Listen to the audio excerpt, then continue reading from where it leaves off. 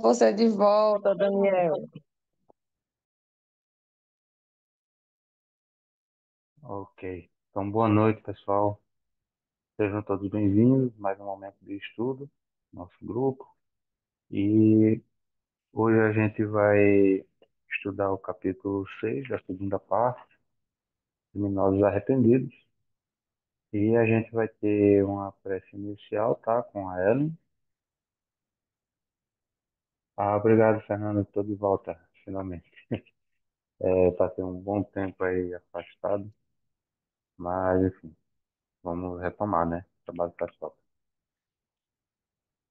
Ellen, fica à vontade, né? Tá te ouvindo. Boa noite a todos. Vamos nos unir em pensamento, em coração e mentalizar o Mestre, nosso amado Jesus, e que toda essa amorosidade do Mestre, dos nossos irmãos espirituais que já nos envolvem, que estão em cada lar, levando a paz, a serenidade e a luz,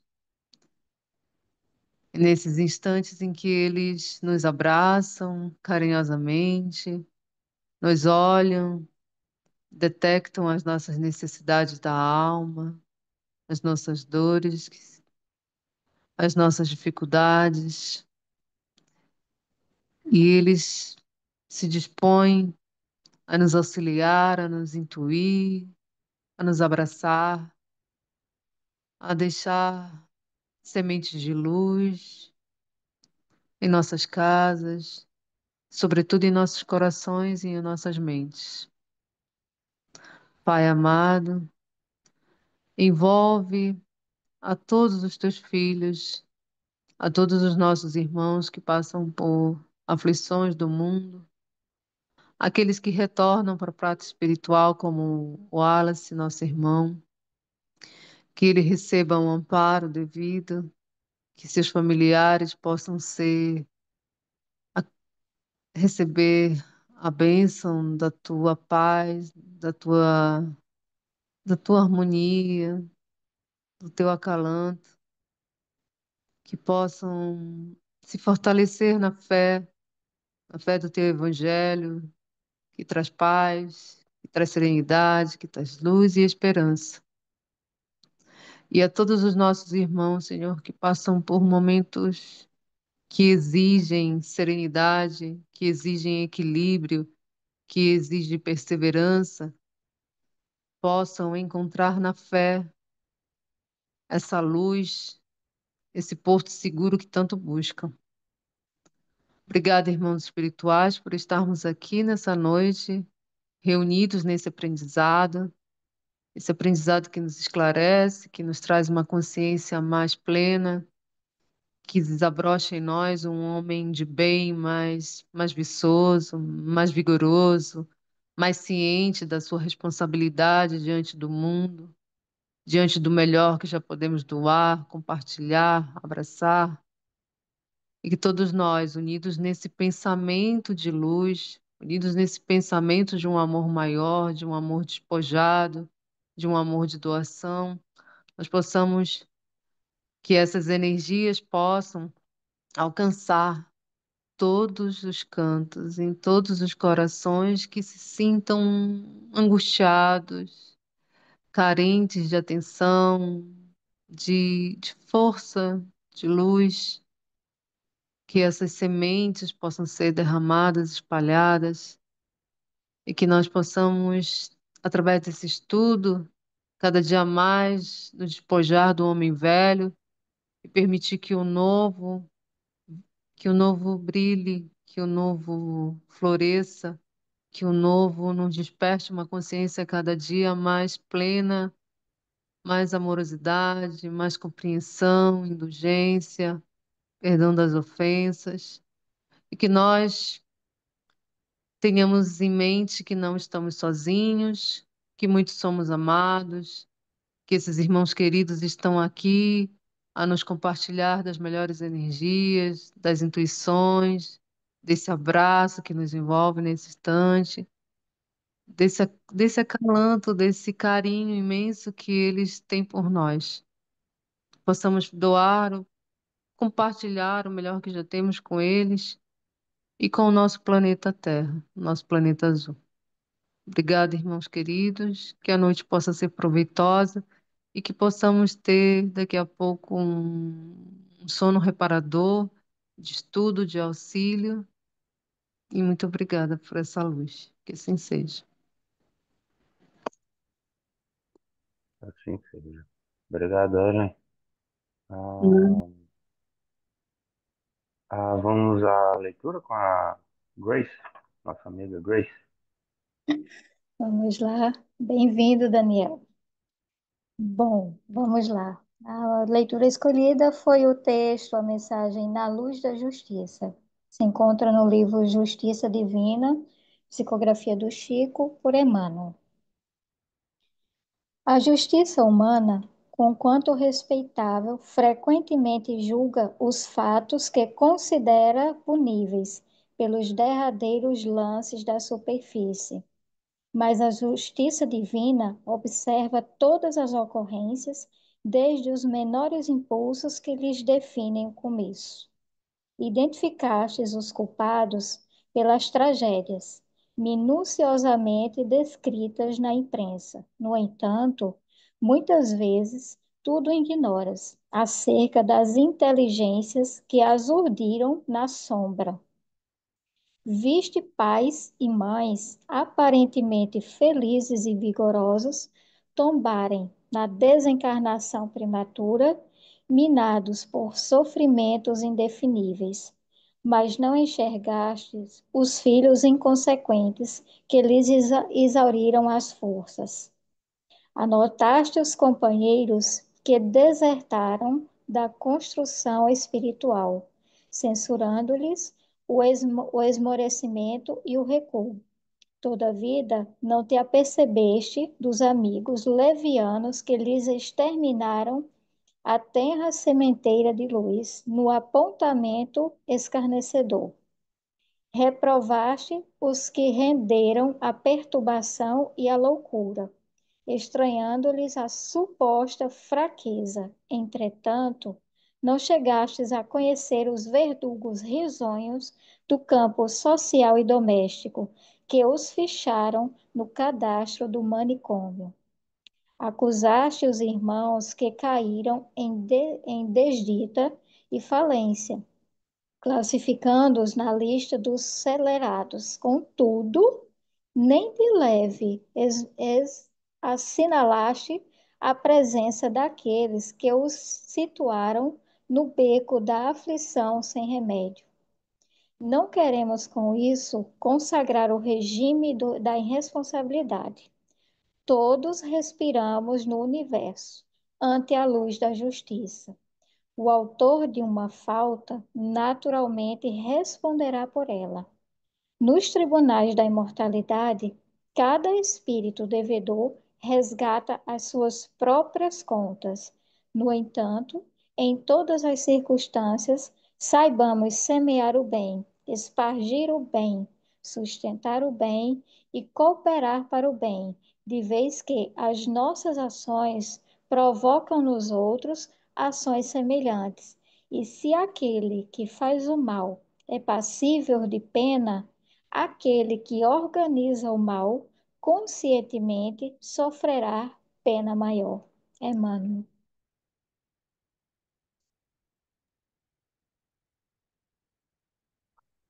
É ótima, ótima mensagem, inclusive muito aí adequada, né? O conteúdo do nosso estudo. Obrigado, Graça.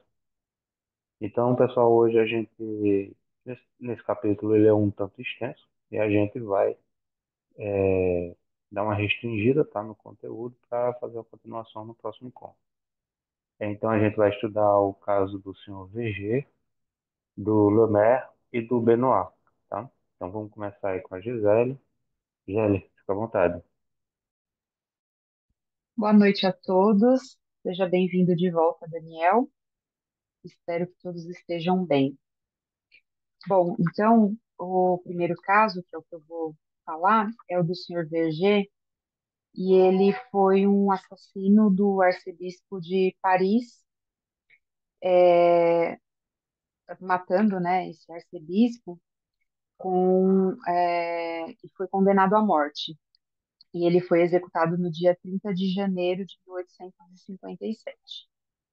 Ele foi executado, foi condenado e executado. E no livro narra que até o último momento de vida carnal, ele permaneceu irredutível, né? Ele não sentia nenhum remorso com a atitude de ter assassinado o padre, né? E no mesmo dia, ele foi evocado. E na evocação foram feitas várias perguntas. E aí eu fiz um resumo, né, de tudo que foi perguntado, né? Eu fiz um resumo do que eu achei mais importante, e aí depois, se alguém quiser complementar. Então, na primeira evocação, o espírito ele se sentia preso ao corpo, né? Ele narra que ele se sentia preso ao corpo, já que foi uma morte violenta, né? Ele foi condenado à morte e ele sentia as dores da guilhotina cortando o pescoço dele. Então ele narra que ele sentia fisicamente, entre aspas, a lâmina caindo sobre o pescoço dele e aí ele sentia muito pavor. E ele narra que ele também ouvia muitos espíritos falando em volta dele. Ele não os via, mas ele ouvia, mas ele não conseguia distinguir, entender o que esses espíritos falavam. Mas mesmo após o desencarne, ele ainda não assumia totalmente a responsabilidade do que ele tinha feito. E nas evocações, né, o dialogador conversando com ele, e ele sempre tentava justificar o assassinato com o fato dele ter sido humilhado, né? Ele dizia que ele tinha sofrido muitas humilhações e por isso ele tinha tido aquele ato. Ele narra que ele tinha muito medo, né? Que ele tinha até medo do evocador. Ele, num determinado momento, ele faz uma advertência pro evocador de que é, ele tinha medo do evocador fazer a mesma coisa que ele tinha feito com ele, né? E naquela confusão de saber se estava vivo ou se estava morto. Ele ainda não tinha tanta clareza quanto a isso. E aí, nesse momento, o evocador começa a tentar acalmá-lo, né? Sugerindo orações, né? Falando da misericórdia de Deus e trazendo sempre para ele que a misericórdia de Deus é muito grande e alcança todos nós, né? E o evocador pergunta se ele via a vítima dele, né? E ele falava que não via, mas que ele tinha a impressão que estava ouvindo a voz da pessoa que ele tinha matado, né? E ele revela também que tinha um receio em encontrar a vítima dele. Como ele estava muito perturbado, então a evocação termina aí, e aí 3 dias mais tarde ele é evocado novamente. E aí ele começa nas perguntas, né? O dialogador ele começa a perceber que ele estava um pouco mais calmo, né? Que ele começa a reconhecer os erros dele e começava a lamentar o que tinha acontecido, né? O ato que ele tinha adotado. E ele também menciona que ele começava a entender as várias existências que ele tinha tido e que ele tinha sido mal e que ele não tinha aproveitado da forma que deveria aproveitar. Mas ele começa a reconhecer a existência, né, de várias encarnações e ele começa a lamentar tudo aquilo que ele tinha feito porque ele começa a se arrepender. E ele entende que, na verdade, a punição nada mais é do que a responsabilidade, né? Ele fala do reconhecimento da falta que ele fez. Então, aí ele começa a se dar conta dessa responsabilidade. E aí, na pergunta número 15, eu vou pedir licença para vocês para ler, porque eu achei bem interessante aqui a forma que ele se manifesta, né? o evocador pergunta: de que maneira você foi punido, né? E aí ele responde: sou punido porque reconheço minha falta e por ela peço perdão a Deus. Sou punido pela consciência da minha falta de fé em Deus e porque sei que agora não devemos abreviar os dias de vida de nossos irmãos. Sou punido pelo remorso de haver retardado o meu progresso, agindo de modo errado e não ouvindo a voz da minha consciência, que me alertava que seria com um assassinato que alcançaria o meu objetivo. Mas deixei-me dominar pelo orgulho e pelo ciúme. Enganei-me e arrependo-me por isso, pois o homem deve sempre esforçar-se para domar as suas más paixões, o que não fiz. Eu até, se eu não me engano, acho que eu li no livro dos Espíritos algo nesse sentido sobre os assassinos, né, de que eles não vêm com já previsto que eles vão matar, eles vêm com a dificuldade. E aí a tarefa, vamos dizer assim, seria se dominar para não concluir com aquele ato, né? E no caso aqui, ele não conseguiu se dominar, né? A sua má tendência ele não conseguiu dominar. E por isso que ele acabou cometendo o crime. E eu achei a pergunta 15 bem importante para ele, porque ele começou a entender isso. Ele reconhece os erros e acertos dele, também na sequência, né, ele vai demonstrando que ele também conhece esses erros e também reconhece que ele teve pontos bons, porque pelo que deu a entender, ele não era de todo mal. É que provavelmente, né, não estou justificando, mas assim, pelo que deu a impressão na história, ele tinha tido boas atitudes, mas ele não conseguiu dominar essa prova, vamos dizer assim, né, que ele tinha que passar. Nesse determinado momento da narrativa aqui, o arcebispo ele demonstra que ele está por ali, por perto, né? E ele é evocado. E ele diz que perdoa. Na evocação, ele menciona que ele perdoava o Verger e orava para o bem dele, né?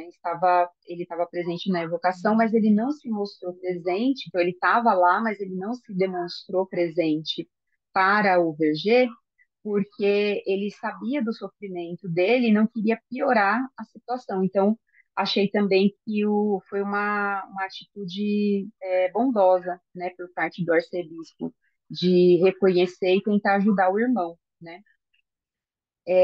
A vergonha e o medo que o Verger sentia demonstravam que ele queria se melhorar. Então, acabou que o arcebispo, vendo tudo aquilo e sentindo aquilo, se resguardou de não se apresentar para que a pessoa, o espírito não ficasse mais perturbado.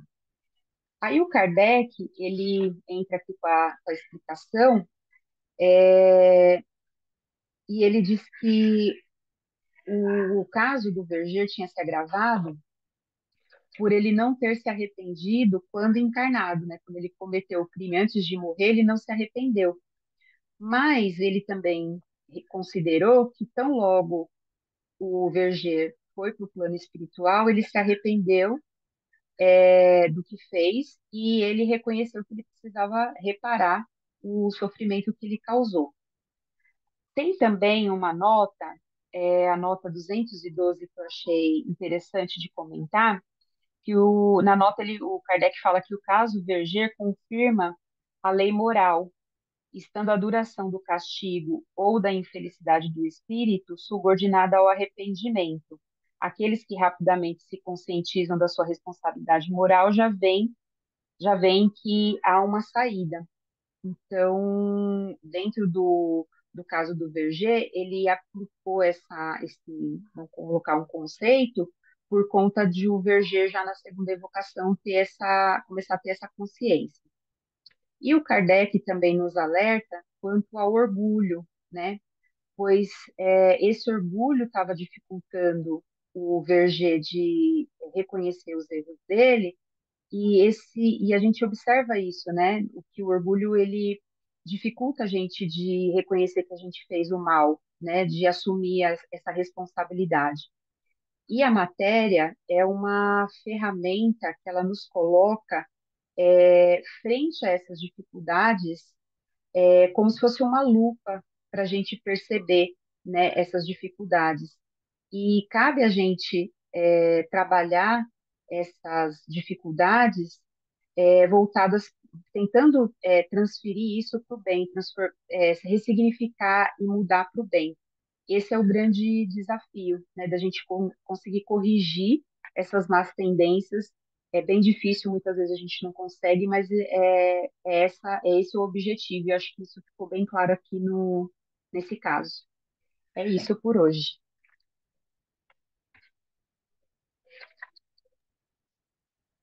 Tá, ok. Obrigado, Gisele. É, Imagina. se alguém quiser fazer um comentário, pode levantar a mão, ou então a gente passa para a segunda parte, a gente pode comentar no final.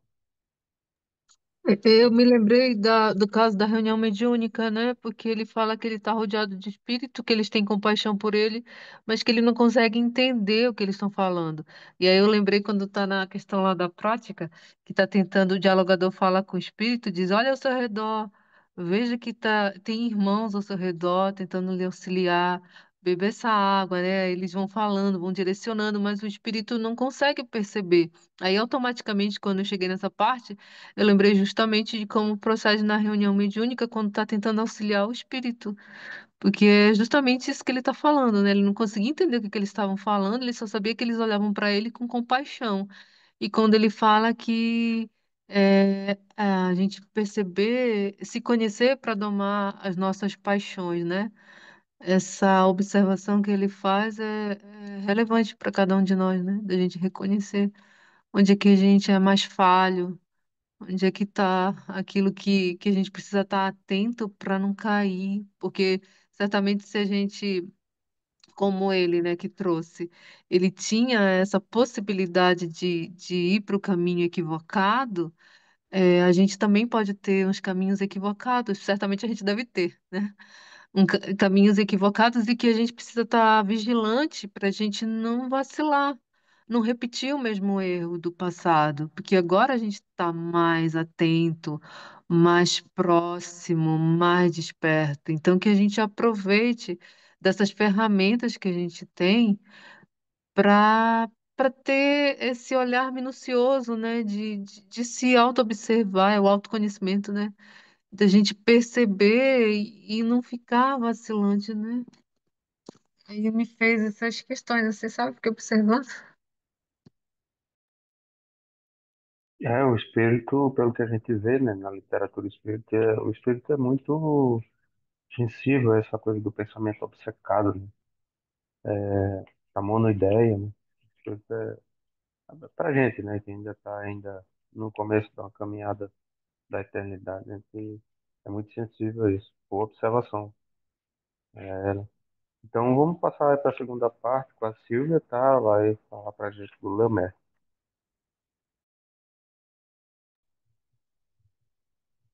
O Lemer, vocês me ouvem?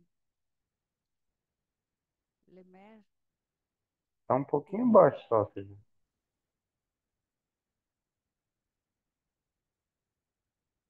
melhorou? Melhorou, sim.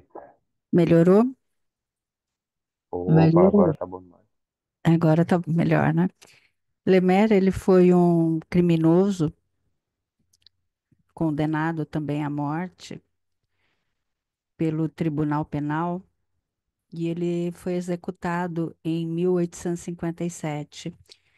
E ele teve a comunicação espiritual registrada em 58, 1858. E após a sua execução, ele se viu envolvido em uma perturbação intensa e sentiu uma grande dor moral. E ele descreve uma vergonha profunda quando ele tomou consciência de seus atos. E quando ele tomou consciência de seus atos, ele sentiu uma dor moral extrema. E ele quando ele tomou essa dor, quando ele tomou consciência dessa dor extrema, o fez sofrer mais ainda, mais do que a dor física. E ele encontra com as suas vítimas, que o olham com piedade, enquanto ele sente vergonha e remorso. E a visão contínua dos crimes que ele cometeu gerou, gerou nele um sofrimento incessante. E ele expressa um desejo de expiação, demonstrando que a consciência é o verdadeiro juiz da alma. E a gente observa nisso a lei da causa e efeito. Então, o caso de Lemer exemplifica a justiça divina. A gente vê aí a doutrina espírita, o espírito como construtor do próprio destino, quando os seus atos na Terra determinam as suas condições no pós-desencarne. O arrependimento imediato dele nem sempre alivia a dor. A gente vê que a verdadeira regeneração exige tempo, exige esforço. A morte não transforma automaticamente o espírito. O que ele, o mal que ele cultivou enquanto encarnado, ele sente as consequências depois do desencarne. E o que que a gente percebe? O tempo na regeneração, que a gente não precisa esperar o sofrimento extremo para buscar a transformação. O arrependimento deve ser seguido de mudança. O reconhecimento dos erros é apenas o primeiro passo.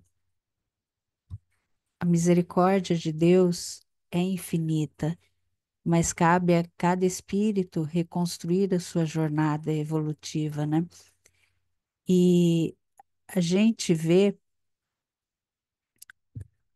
os, os crimes do Lemer, né? Que ele cometeu, eles, os crimes, os atrasos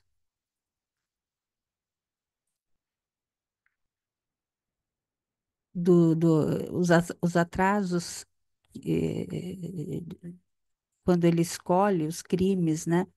Os atrasos que acontecem na vida, né? Então, as consequências que isso traz ignorância, maldade, fraqueza, acabam deixando marcas profundas na consciência do espírito. O atraso moral causado pelos crimes não é apenas um problema social ou legal, mas é uma barreira para a evolução espiritual que aprisiona o espírito em ciclos de dor, de reparação. Acaba distanciando da, da evolução. Ele não apenas prejudica as vítimas, mas prejudica a si mesmo.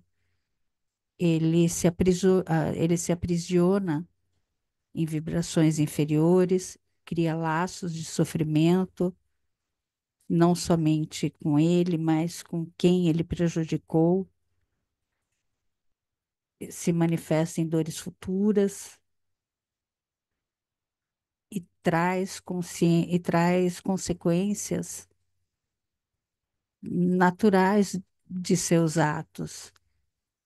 E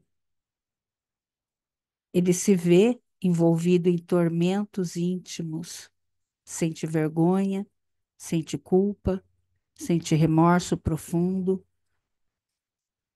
e muitas vezes eles experimentam essa visão contínua dos crimes cometidos.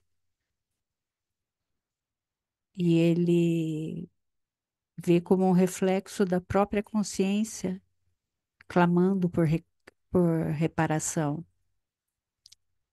E Deus, em sua infinita misericórdia, não condena ninguém eternamente, mas oferece a chance de reparação através da reencarnação, né? Eu acho que é isso.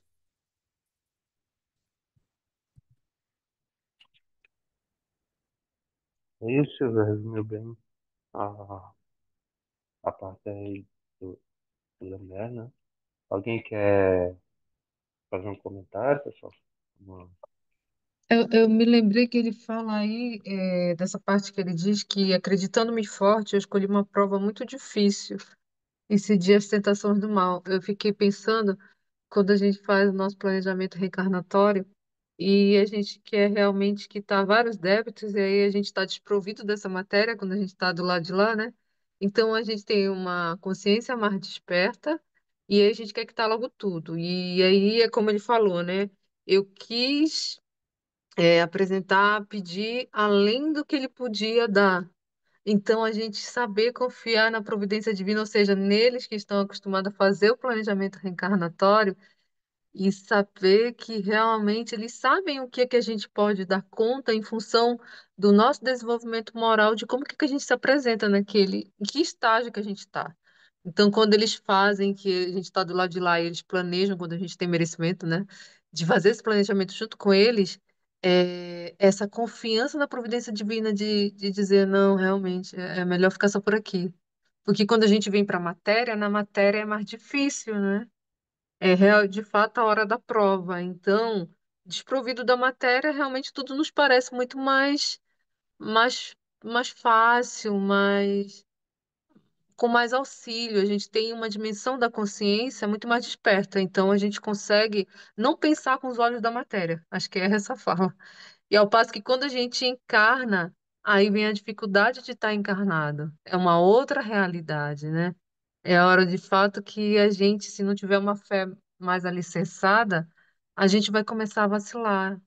E é o que ele fala, né, nessa fala dele. Estar além das forças. É também uma questão de autoconhecimento, de eu reconhecer até onde eu posso ir. Isso é uma questão dos limites, né?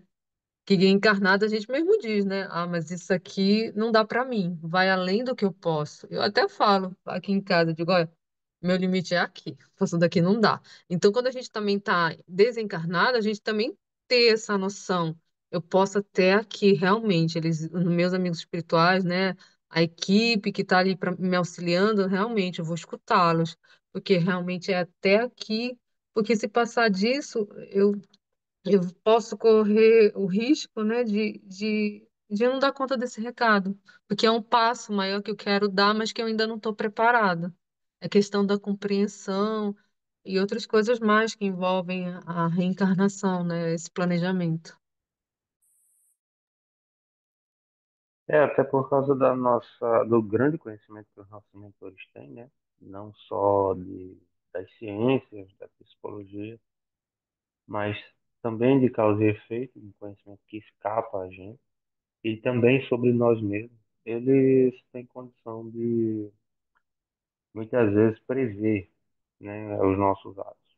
É meio que, olha, vamos lá, tem um livre-arbítrio, mas conhecendo, a gente já sabe que ele tem grande chance de fazer tal coisa. Então, quando a gente comete, eles já têm um plano B pronto para colocar em ação, né? Então, é por causa de grande inteligência, não porque foi programado que a gente cometeria um crime, que a gente erraria, né? Os nossos planejamentos reencarnatórios, como você bem disse, não se baseiam nos nossos erros, mas a inteligência dos nossos mentores contemplam os nossos erros, podem, podem prever. Vamos passar para a próxima parte com a Priscila. Bem-vinda, Priscila. Boa noite, Daniel. Boa noite, todo mundo. É, terceiro, né, e último aqui do nosso dia de hoje, a última evocação. Eu li como Benoá, estou certa, Daniel? Eu li Benoit também, espero que a gente esteja certo. Não tá. Senão eu falo Benoist, que é como escreve. Mas vamos começar, né?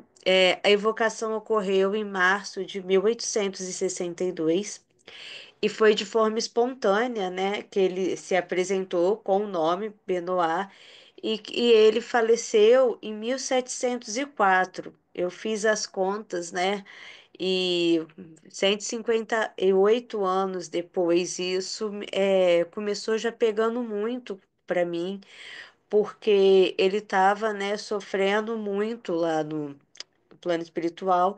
E foi feito, né, as perguntas, né, com uma entrevista perguntando quem que ele foi na Terra, e ele foi um monge sem fé, que o crime dele não foi não ter fé, né, mas que ele utilizou disso para poder produzir os crimes. Ele se ordenou como monge porque ele queria a posição de monge, não por uma vocação, por fazer o bem, por nada. E ele era uma pessoa muito inteligente, muito influente, ele acabou abusando muito do poder. Então, ele, ao invés de salvar as pessoas, ele acabou corrompendo. Então, ele perseguiu, ele colocou as pessoas em calabouços, ele torturou muitas vítimas, enfim, agia de modo muito violento com as pessoas. E agora, né, naquele momento, ele estava sofrendo bastante e ele utilizou muito a palavra inferno. Falava a respeito das vítimas dele que ateava fogo. Eu supus, né, que as vítimas estavam rondando a ele.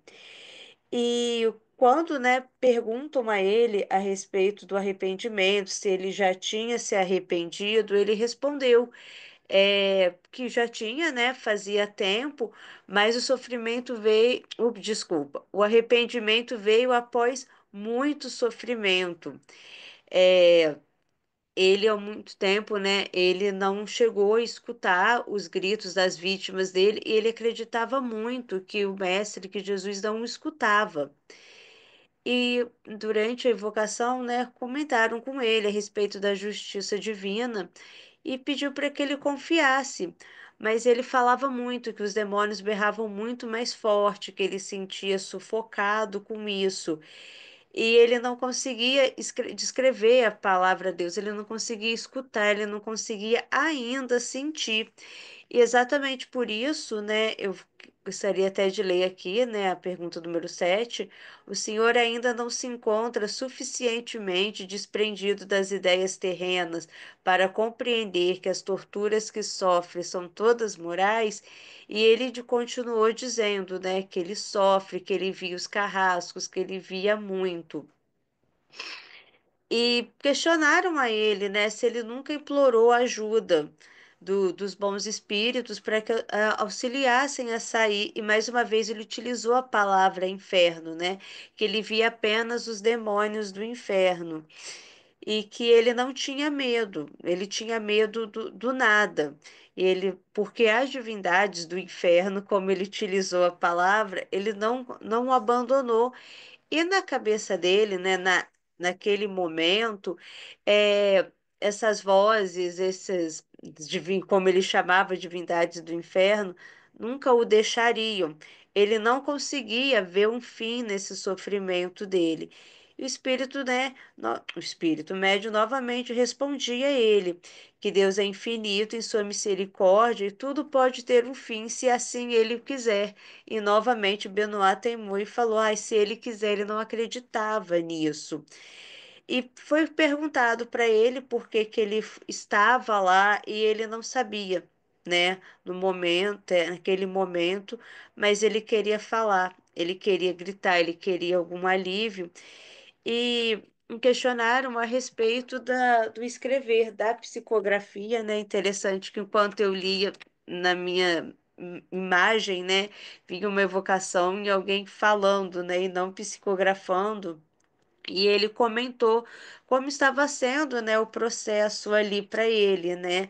Perguntaram se os demônios, né, me perseguiam e impediam que ele escrevesse. Ele disse: Não, eu sei que eles estão aqui perto de mim, mas ele não conseguia e que era a primeira vez que ele escrevia dessa maneira, mesmo sem saber, afinal de contas, foi de forma espontânea. E eles conversaram um pouquinho. Ele comentou que estava sentindo, naquele momento, um adormecimento dos temores dele. E perguntaram novamente como percebeu essa parte, né? Que estava aqui, como se acorda. Ele explicou esse processo. Eu queria ler também, né, 18 e 19, porque eu achei bem interessante. Como fez para entrar em comunicação comigo? Ele disse: Não entendo, mas tu também não sentiste? E perguntaram novamente, né? Não se trata das minhas sensações, mas as do Senhor. Tente entender o que faz nesse momento enquanto eu escrevo. E aí ele comentou, né? Tu és o meu pensamento. E ele sentia, né? Que não sou eu quem escreve, é tu que pensas por mim. Perguntaram para ele se ele se sentia sozinho e que se ele não via os anjos, né? Pediu para que ele olhasse ao redor e ele respondeu, né? Sinto que me ajudam a pensar através de ti. Tua mão me obedece. Eu não toco em ti, mas sei que te seguro. Ele foi convidado, né, a retornar, não poderia ficar muito tempo lá, foi convidado a retornar todos os dias, porque os bons espíritos iriam ajudar, e ele falou que ele desejava o perdão, pediu e encerrou-se, né? E o médium teve aqui, né, uma notinha em que ele pedia coragem, né? Porque esse espírito Benoit pedia seria concedido a ele, mas que ele ainda passaria por um longo período aí, que estaria longe, porque ele ainda se sentia, né, muito culpado e o que ele falhou, né? Ele tinha conhecimento, ele sabia aquilo, não agiu por ignorância ou por achar que aquilo era o correto. Ele sabia, ele usou como ele mesmo reconheceu que abusou do poder. Mas ele, como ele já passou pelo período de arrependimento, que foi o mesmo o primeiro passo, ele ainda estava no caminho, as dores dele poderiam ser amenizadas e que ele teria, a partir dali, a esperança. Encerra, né, comentando aquilo que a gente vem estudando, né, e eu achei, deu, né, uma pontinha, pelo menos para mim, enquanto eu lia, muito gostosa, né?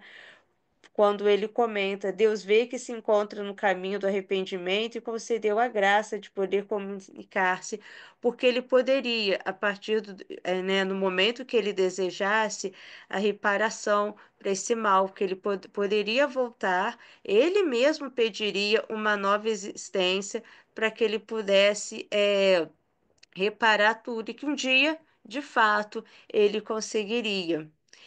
E terminou falando, né, que esse espírito ele foi classificado entre os criminosos, ainda que ele não tenha sido punido pela justiça humana, mas pelo aquele castigo que os homens, né, as pessoas na qual ele fez mal colocariam, né? E foi isso que eu entendi e eu achei assim muito interessante mesmo e até bonito esse final por entender, né, que o sofrimento dele de fato teria fim assim que ele desejasse, né, que ele de fato reconhecesse, porque o primeiro passo ele já tinha dado, que era do arrependimento, da certeza que ele tinha feito mal, que ele pode voltar, todos nós, né, temos essa graça de poder retornar e poder reparar o mal e que o progresso vem para todo mundo mesmo. Foi essa minha parte. Muito bom, obrigado, Priscila. Bom, então a gente pode passar aí aos comentários, né? A gente ressaltar os pontos que mais chamaram a nossa atenção no estudo. Alguém quer falar?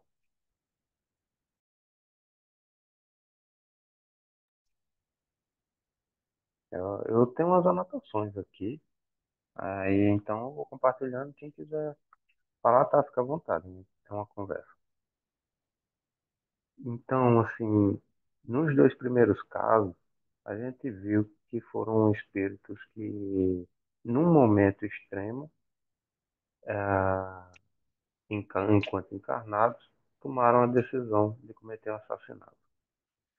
Tá? Já no caso do Benoit, ele foi premeditado, ele se submeteu a um longo período de maldades, né? Praticando maldades, arquitetando mortes e muitas vezes assistindo as pessoas, suas vítimas morrendo aos poucos, né?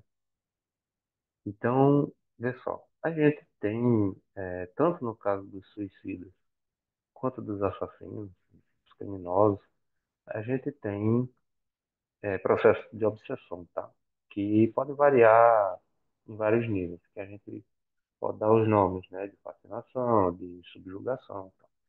Em geral, estou falando de obsessão, processo da influenciação espiritual.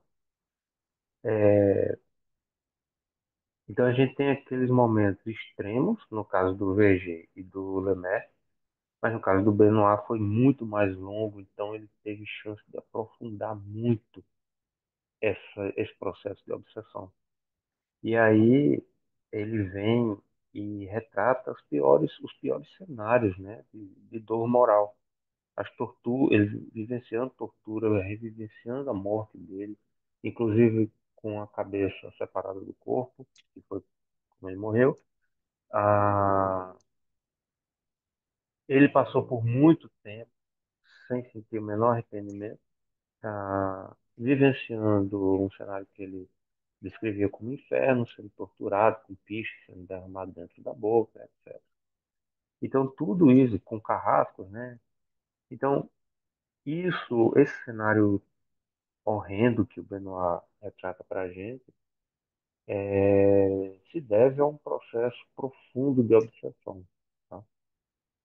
Por causa do tempo tempo das crueldades que ele passou cometendo. Não foi um ato extremo, foi tudo premeditado e demorado. Então isso é muito interessante, pessoal, porque a gente vê um agravamento.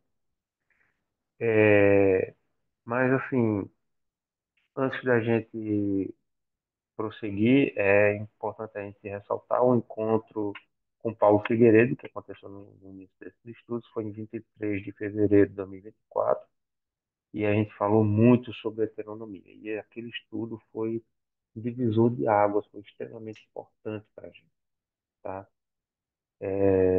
Mesmo para quem já estuda há muitos anos a doutrina, foi muito salutar aquele encontro com o Paulo. Então, está no canal do YouTube, pessoal que quiser ver ou rever, é bom visitar lá. Então, a gente vai ter alguns passos que são necessários para que haja o reequilíbrio, a, a pacificação, né, dessa dor moral. O primeiro passo é a desobsessão, né, porque aí, que foi o que aconteceu aí com o Benoit, e a Priscila ressaltou bem a importância dele conseguir algum equilíbrio mental no final da reunião, porque realmente, justamente a finalidade principal dessas reuniões mediúnicas é de desobsessão, né? E vocês devem ouvir nas casas espíritas se falando nesse tipo de reunião. Porque com a desobsessão é o primeiro passo. Então a gente já acendeu uma luzinha para o espírito começar a sair do sofrimento. Porque com a obsessão ele não consegue nem pensar, ele fica com aquele é, é, com pensamento muito focado com uma monoideia, né, no seu equívoco, sendo reforçado por pensamentos externos, né, por pensamentos alheios, seus obsessores, seus torturadores, revivendo aquilo com ele, se divertindo muitas vezes, quando não sofrendo junto. Então a gente tem a desobsessão como primeiro passo, e em segundo, quando ele se liberta da obsessão, ele passa pelo entendimento, né? Que é quando acende a luzinha, ele percebe, opa, o que eu fiz foi errado. Então isso serve não só para o criminoso arrependido, mas para qualquer caso que a gente esteja passando por espíritos infelizes, né? Assim também como para os suicidas. Então, quando ele entende que errou, ele entende imediatamente que está em desequilíbrio com a lei divina. O que ele precisa é se colocar de volta em equilíbrio. E aí ele se arrepende. Tá? Então, o entendimento e o arrependimento, ele vem logo em seguida. O arrependimento é entender que fez errado e que precisa se libertar daquela dor, que precisa se reequilibrar. E isso é um passo importantíssimo. E por que que o cristianismo, né, nas suas diversas religiões, ensina que é importante que a gente tenha um arrependimento antes de morrer, antes do desencarne? E aí eu vou falar aqui como estudante também, como todo mundo, né? Eu comparo isso como o condicionamento quando a gente é criança, tá? Que a gente é condicionado a ler, que a gente é condicionado a praticar atividades físicas, a gente, enquanto criança, a gente tende a levar aquele comportamento para a vida. Ninguém precisa estar forçando, vira um hábito, né? Então, pelo que eu consigo depreender de várias leituras, de vários conteúdos aí da literatura espírita, é que os nossos padrões de comportamento, enquanto encarnados, eles tendem a se repetir, mesmo quando o nosso entendimento como espírito já avançou. Então é importante, parece que é muito importante que as nossas atitudes, enquanto encarnados, mudem, né? E não só depois que a gente desencarna, que a gente viu aí no caso dos assassinos, eles perceberam o erro depois de estar desencarnados. Então não houve consciência, não houve arrependimento antes. Então a grande preocupação do espírito é, quando eu encarnar de novo, será que eu vou fazer de novo? Na próxima reencarnação, será que eu vou fazer de novo? Né? É como um condicionamento. A gente conseguir frear os nossos impulsos enquanto a gente está sob o domínio da carne. Então, depois do arrependimento, vem a expiação. E a expiação, pessoal, não quer dizer necessariamente sofrimento, tá? Não está relacionado com punição. A gente aprende lá estudando heteronomia barra autonomia, né? Que é o princípio da doutrina espírita, é o que a gente precisa compreender, que é a lei da autonomia. A expiação não é necessariamente sofrimento, ela é quebra da inércia. Então, é a gente sair da inércia em que a obsessão nos mantinha, aquela ideia, aquele pensamento recorrente, equivocado. E aí, no momento que a gente compreende o erro, a gente sai da inércia. Tá? Saindo da inércia, a gente começa a catarse da dor moral. Então, essa catarse é uma limpeza, purificação dessa dor moral. E o que é que vai nos purificar? O que é que nos vai livrar dessa dor moral? Depende muito do caso. Não existe uma resposta pronta, porque justamente a lei é de autonomia. Não existe um código penal único para todo mundo, né? É, não é nascer com uma determinada doença para cada caso, ou passar por certos desgostos na vida, ou por pobreza, ou por privação de uma coisa ou outra. Cada caso requer uma solução, e isso é construído junto com os nossos mentores. Tá? Isso que é importantíssimo a gente entender, para que a gente não caia nos mesmos enganos do passado. E aí, por fim, vem o resgate. Nessa catarse da dor moral é que o espírito encontra o resgate. O que é o resgate? Muitas vezes nas casas espíritas vocês vão escutar essa palavra sendo usada como: eu matei alguém, então na próxima vida a gente vai ter que se encontrar e eu fazer algo por esse espírito, passar por algum sofrimento junto a ele, para purificar o que eu fiz, para consertar o meu erro. Mas aí no caso lá do VG, por exemplo, que o espírito assassinado nem quis se apresentar por piedade do seu assassino. Então vejam, ele já estava perdoado. Que resgate ele tem que ter com esse assassinado se ele já está perdoado de coração, né? Um perdão tão sincero que envolve até misericórdia. Então, o resgate, na verdade, é um reequilíbrio com a lei divina. Porque o sofrimento ele inicia quando a gente se afasta da nossa essência. E a nossa essência é a centelha divina. Quando a gente se afasta do amor, quando a gente se afasta do equilíbrio, do comedimento, aí a gente começa a sofrer. E a gente precisa voltar para aquele equilíbrio.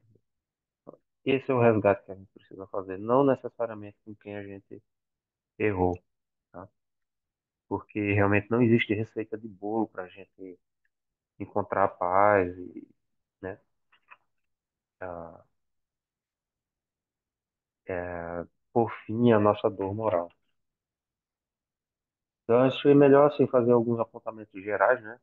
Porque as nossas amigas já pontuaram muito bem o caso específico de cada espírito comunicante.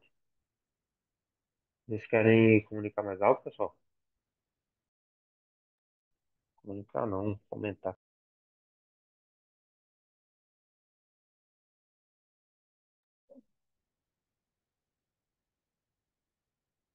Tá, eu vou só comentar aqui, vou ressaltar um comentário da Camila Freire, que está aí no chat do grupo, sobre a figura, né, atormentada do Benoit, que estava com a cabeça separada do corpo, né? Ele passou pela guilhotina e ficava sentindo novamente aquele golpe. É, eu lembrei do filme. Não, desculpa, foi o Lemaire, né? Que se apresentava com a cabeça separada do corpo. Confundi aqui. Do Sexto Sentido, tá? Os espíritos, eles sempre se apresentavam da forma que eles morreram.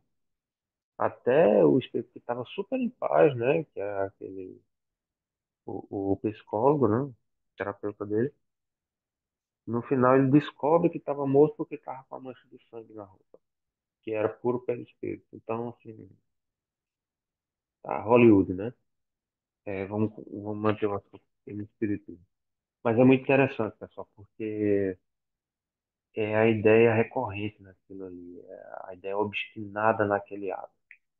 Então o perispírito não foi realmente amputado, não existe cicatriz no perispírito, tá? Como muitas vezes vocês vão ouvir espíritas falando.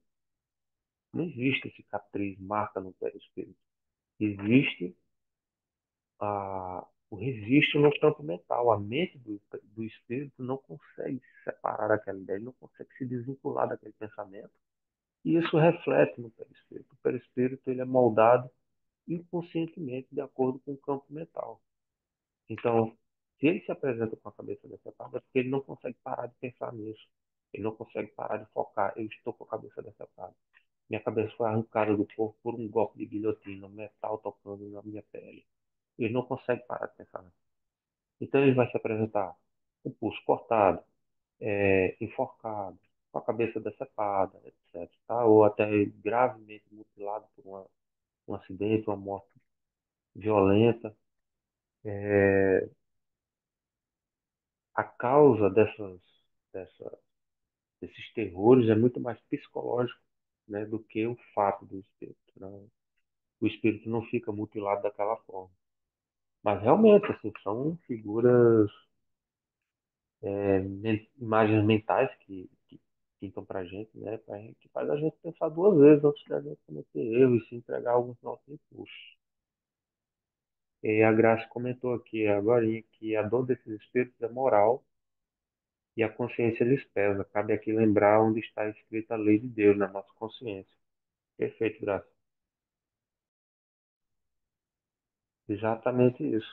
Porque está na nossa consciência. Quando a gente entende que a gente errou, é que a gente pode se arrepender e iniciar a expiação, que é quando a gente sai da inércia e começa a purificar aquela dor moral, tá? E aí a gente entra em processo de resgate. Então tudo isso é muito interessante, pessoal. O fato da gente não ter um código único, um tipo de sofrimento para cada pecado, Não existe inferno, nem diabo, nem torturadores, mas são processos de obsessão que a gente pode se libertar. Tá? E o primeiro passo é a vontade. Quando a gente recebe algum auxílio, a gente já consegue sair daquele lodaçal e começar a reescrever a nossa história. Então, tudo isso é muito bonito, é muito racional. E aí é uma coisa que me atraiu demais para a doutrina espírita. É como as coisas se encaixam, como faz sentido. E explica tantas outras perspectivas, né? São várias outras religiões dentro dessa imensidão de conhecimento que a gente tem do plano espiritual.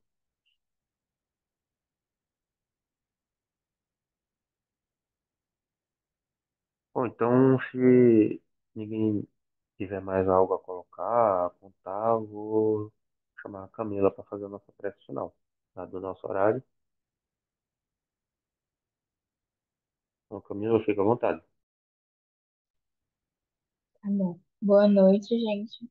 Estão me ouvindo? Sim, ouvindo bem. Sim. Tá, Sim. ok.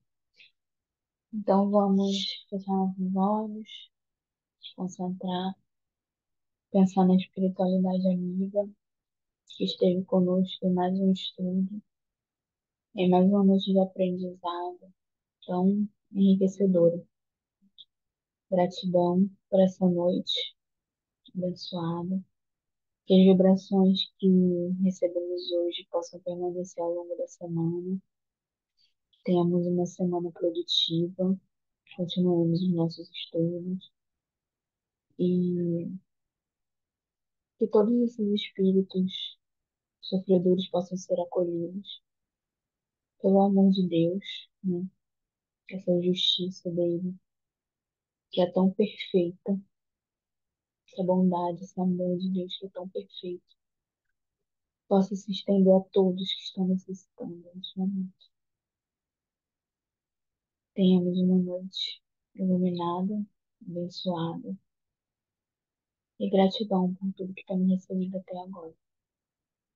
Assim seja. Sim, seja. Obrigado, Camila. Obrigado a toda a turma. Até o próximo encontro. Obrigado, Silvio, aí pela operação do aplicativo.